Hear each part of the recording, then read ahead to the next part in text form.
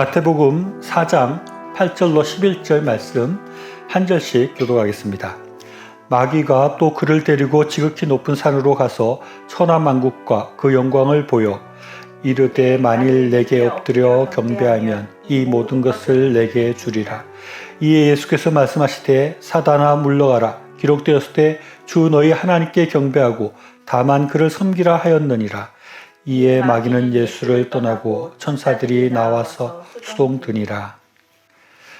우리는 계속해서 예수님의 세계관에 대해서 살펴보고 있는데, 예수님의 세계관이라는 관점으로 생각을 해볼 때 새롭게 생각되는 부분들도 많은 것 같습니다. 예수님은 우리 인간들의 몸을 입고 이 땅에 오셨지만, 그러나 우리와 세상을 바라보는 눈이 아주 달랐다고 할 수 있습니다. 여러분은 귀신이 있다고 생각을 합니까? 제가 어릴 때는 지금처럼 이렇게 미디어가 많이 발달되지 못해서 이야기를 서로 많이 해주는 그런 문화가 있었던 것 같습니다. 같이 모이기만 하면 누가 좀 재미난 얘기 있으면 이야기해봐라. 그리고 또 주로 선배들이 후배들에게 이렇게 이야기들을 많이 해줍니다. 그런데 그 이야기 해주는 것 중에 귀신 얘기가 아주 인기가 많았습니다. 그런데 귀신 얘기를 누가 귀신을 봤다는 얘기가 있다더라 그런 귀신 얘기를 듣고 나면 또 귀신이 진짜 있냐 없냐 이런 논쟁으로 이어집니다. 그래서 어떤 사람은 진짜 귀신을 봤다는 사람들도 있고, 어떤 사람은 그거 다 지어낸 얘기다라고, 귀신이 없다라고 말을 하는 사람들도 있었습니다. 제가 어릴 때 그런 귀신 얘기를 듣고 나서 너무 무서워서 화장실도 잘 못 가고 있으니까 누군가 해준 말이 있는데, 그분 얘기가 귀신은 귀신이 없다고 생각하는 사람에게는 나타나지 않고 귀신이 나타날까봐 겁내는 사람에게만 나타난다. 그러니까 겁을 내지 말고 귀신에 대해서 생각하지 않으면 귀신이 안 나타날 것이다 라고 말을 했습니다. 귀신이 없다고 생각하는 사람에게는 귀신이 안 나타난다. 이 말을 듣고 그 말이 큰 도움이 되었습니다. 그래서 내가 가능한 한 귀신이 없다고 생각을 해야지 라고 이렇게 생각을 하고, 그 뒤로는 별로 이렇게 귀신에 대해서 무섭게 생각을 하지 않고 이제까지 살면서도 귀신에게 괴롭힘을 당한 적이 없이 잘 살고 있습니다. 그런데 과연 귀신은 없는 것일까요? 제가 언젠가 설교를 하면서 교인들에게 물어봤습니다. 귀신이 있을까요? 없을까요? 라고 물으니 많은 사람들이 귀신이 없다고 그렇게 생각을 하고 있는 것입니다. 처음에는 중학생 한 명에게 물어봤는데, 설교 끝나고 나서 다른 분들이 하는 얘기가 난 귀신이 없는 줄 알았다라고 그렇게 생각하는 그런 성도들이 많았습니다. 저도 한동안은 앞에 이야기한 것처럼 한동안은 계속 귀신이 없다고 생각하자 이렇게 하고 귀신이 없는 걸로 그렇게 살아왔습니다. 그런데 우리 믿는 사람들에게는 이 귀신이 있느냐 없느냐 문제는 전혀 논쟁거리가 될 수가 없습니다. 왜냐하면 성경에는 아주 많은 귀신들에 대한 얘기들이 많이 나오고 있고, 예수님은 수시로 귀신을 쫓아내는 그런 일들을 했고, 또 귀신과 대화하는 일들도 성경에는 기록되어 있기 때문입니다. 예수님 눈에는 틀림없이 귀신이 있었습니다. 어쩌면 예수님이 볼 때는 이 세상에는 사람과 동물들만 있는 것이 아니라 귀신들도 같이 보이는 그런 세상을 보고 계셨다고도 할 수 있는 것입니다. 예수님께서 공생애를 시작하시기 전부터 이 귀신의 우두머리라고 할 수 있는 마귀와의 만남이 성경에 기록되었습니다. 그것이 오늘 읽은 본문의 말씀입니다. 오늘 읽은 본문 앞절인 마태복음 4장 1절 말씀 보면, 그때 예수께서 성령에게 이끌려 마귀에게 시험을 받으러 광야로 가사라고 말씀하고 있습니다. 예수님께서는 성령에게 이끌려서 마귀에게 시험을 받으러 갔다라고 말을 하는 것입니다. 예수님은 성령도 만났고 또 마귀도 만난 것이라고 할 수 있습니다. 그래서 마귀가 세 가지의 시험을 하는데, 예수님에게 돌로 떡덩이가 되게 해라 라고 말하고, 성전 꼭대기에서 뛰어내리라고도 하고, 오늘 읽은 본문처럼 마귀에게 엎드려 경배하라는 그런 유혹과 시험을 하게 됩니다. 그리고 이 시험이 마치고 났을 때 천사가 등장합니다. 마태복음 4장 11절 말씀 보면, 이에 마귀는 예수를 떠나고 천사들이 나와서 수종드니라 라고 말씀하고 있습니다. 예수님은 성령을 만나시고 마귀를 만나고 그 뒤에는 천사의 수종을 받기도 하셨다는 것입니다. 예수님께서는 이런 영적인 존재가 늘 함께 존재하고 있었고, 예수님 눈에는 이런 귀신들, 이 마귀들이 늘 보이는 그런 것이었다라고 할 수 있습니다. 그런데 누가복음 4장 13절 말씀 보면, 마귀가 모든 시험을 다한 후에 얼마 동안 떠나니라 라고 말하고 있습니다. 마귀가 예수님을 시험하고 완전히 없어져 버린 것이 아니라 얼마 동안 떠나 있었다는 것입니다. 그리고 다시 예수님 앞에 찾아오고 예수님 앞에 나타났다라고 말씀하고 있습니다. 성경을 보면 귀신이라는 단어가 100번 이상 나옵니다. 신약에만 100번 이상 나옵니다. 구약에는 많이 안 나오는데 신약에 100번 이상 귀신이라는 말이 나오고 있고, 또 마귀로 검색을 하면 43번 검색이 됩니다. 사탄으로 하면 49번이나 검색이 됩니다. 예수님의 공생애 동안에 많은 귀신들과 마귀 사탄이 등장했다는 것을 알 수 있습니다. 예수님이 사역할 동안에 예수님 근처에 늘 마귀와 사탄, 귀신들이 이렇게 있었다는 것을, 그 마귀와 사탄들이 활동했다는 것을 우리가 볼 수 있는 것입니다. 그래서 예수님께서 세상을 바라볼 때에는 이 세상 가운데 마귀, 사탄, 귀신들이 있는 세상을 보셨다는 것입니다. 이 마귀, 사탄, 귀신들이 활동하고 있는 세계를 주님께서는 보셨다는 것입니다. 그래서 예수님은 사탄이 있는 세계관을 가지고 있다라고 말할 수 있는 것입니다. 이런 예수님의 사탄이 있는 세계관을 우리도 가져야 합니다. 우리가 세상을 바라보고 생각할 때 우리도 예수님처럼 이 세상 가운데 마귀 사탄이 있고 귀신이 있다는 것을 생각하고 그 존재를 볼 수 있어야 한다는 것입니다. 사탄이 있는 세계관을 우리가 가져야 한다는 것입니다. 그러기 위해서는 우리는 예수님께서 어떻게 마귀 사탄들을 대하셨고 그들을 대적하셨는지를 잘 생각해 보아야 됩니다. 크게 두 가지를 생각할 수 있는데, 첫째는 오늘 읽은 말씀에 나오는 것처럼 마귀 사탄의 유혹을 물리치는 것입니다. 그리고 둘째는 그 이후에 계속 보여주시는 것처럼 귀신을 물리쳐 내쫓아야 한다는 것입니다. 성경에 예수님이 귀신을 쫓아내는 것에 대해서 아주 빈번하게 말씀하고 있습니다. 마가복음 1장 38절 말씀 보면 예수께서 각종 병든 많은 사람을 고치시며 많은 귀신을 내쫓으시되라고 말을 하고 있습니다. 예수님께서 병자를 많이 고치시는데 병자만 고치는 것이 아니라 특별히 구별해서 귀신을 내쫓았다는 것을 말씀하고 있습니다. 이 귀신을 쫓아내는 것이 예수님께 굉장히 중요한 메시아로서의 사역이었다라고 볼 수 있고, 또 우리 예수 믿는 사람들에게도 이 귀신을 쫓아내는 것이 중요한 임무라는 것을 말씀하고 있습니다.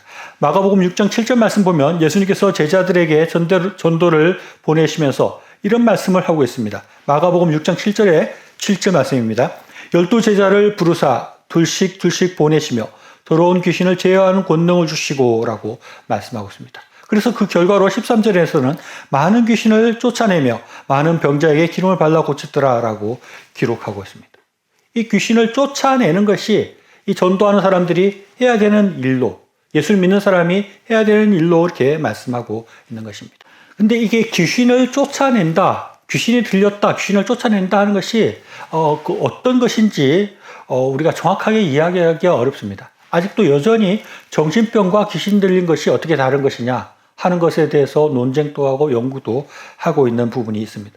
여기에 대해서 길게 우리가 복잡하게 이야기하기는 어렵습니다. 저에게도 그런 특별한 지식이 있지도 않습니다. 그런데 우리가 분명하게 생각하고 알아야 될 것은 틀림없이 귀신 들림이 있고 귀신을 우리가 쫓아낼 수 있다는 것입니다. 그리고 우리가 이 귀신을 쫓아내어야 한다는 것입니다. 기독교가 한참 이렇게 잘 전파되고 있는 그런 나라에서는 이런 신비한 귀신을 쫓아내는 능력들이 많이 나타난다고 합니다. 예수님이 보이시고 사도행전에서 우리가 나타나는 것처럼 안전뱅이가 일어나고 눈먼자가 보이기도 하고 귀신이 쫓겨나는 그런 일들이, 그런 능력들이 여전히 나타나고 있다는 것입니다. 이것이 복음 전도에 아주 유용하게 사용되는 것입니다. 하나님의 복음이 들어가고 성령께서 들어올 때 귀신이 쫓겨나게 되는 것입니다. 이거를 이렇게 귀신이 쫓아나는 것을 축사라고 하는데, 축사의 은사와 축사의 능력들이 나타나고 있습니다. 그래서 우리 속에 성령이 충만하게 될 때 귀신이 쫓겨나가게 되고, 또 우리가 귀신을 쫓아낼 수 있는 그런 힘도, 그런 능력도, 그런 은사도 가지게 되는 것입니다. 이렇게 귀신을 쫓아내는 것과 또 조금 다른 면의 사탄의 역사가 있습니다.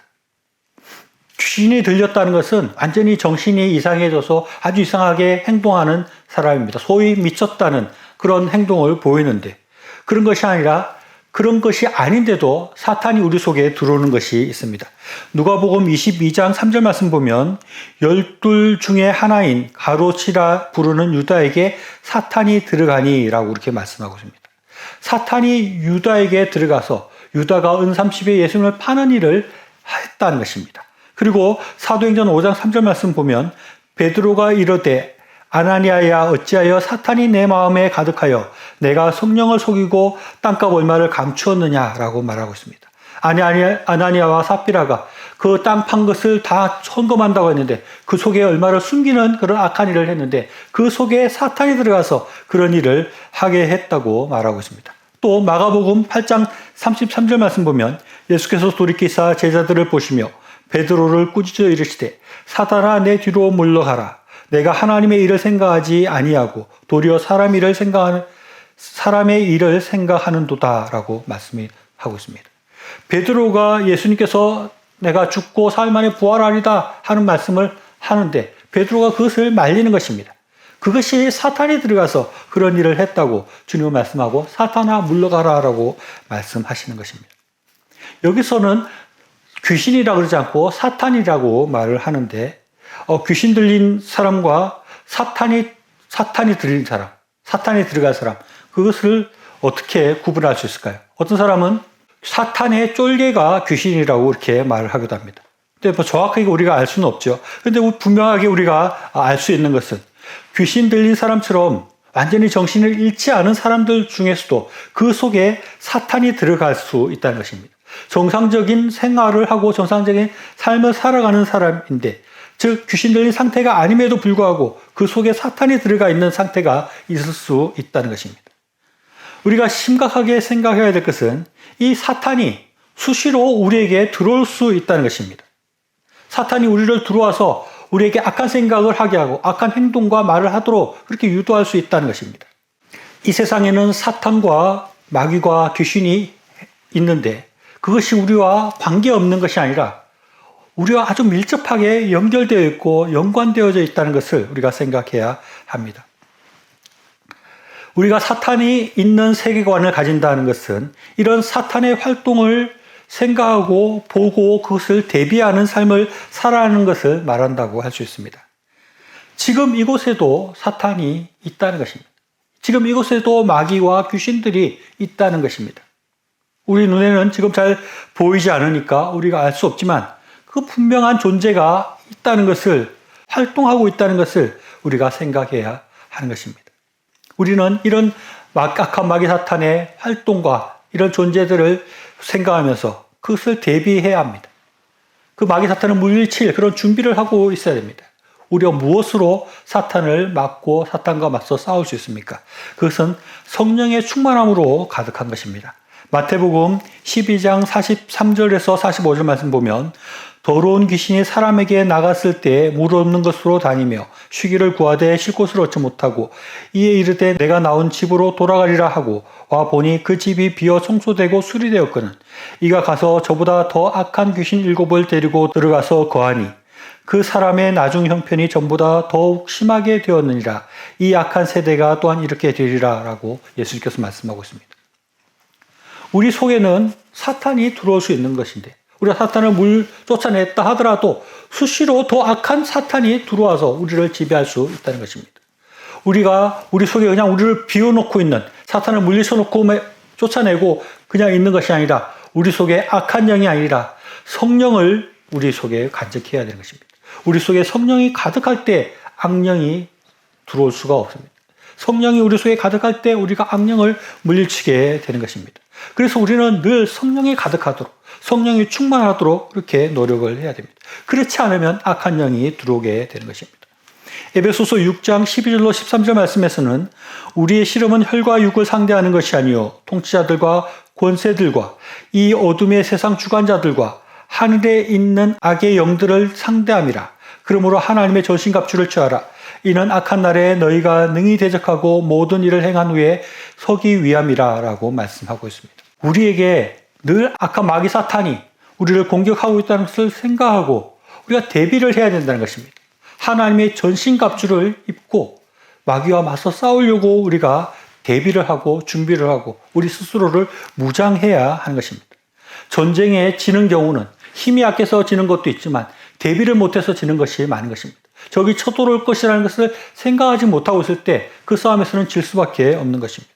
사탄이 늘 우리를 넘어뜨리려고 하고 우리를 유혹해서 우리를 제대로 하나님의 길을 걷지 못하도록 나쁜 길을 가도록 나쁜 생각을 하도록 유혹하고 있다는 것을 생각하고 대비하고 있어야지 우리가 이 싸움에서 이길 수 있다는 것입니다.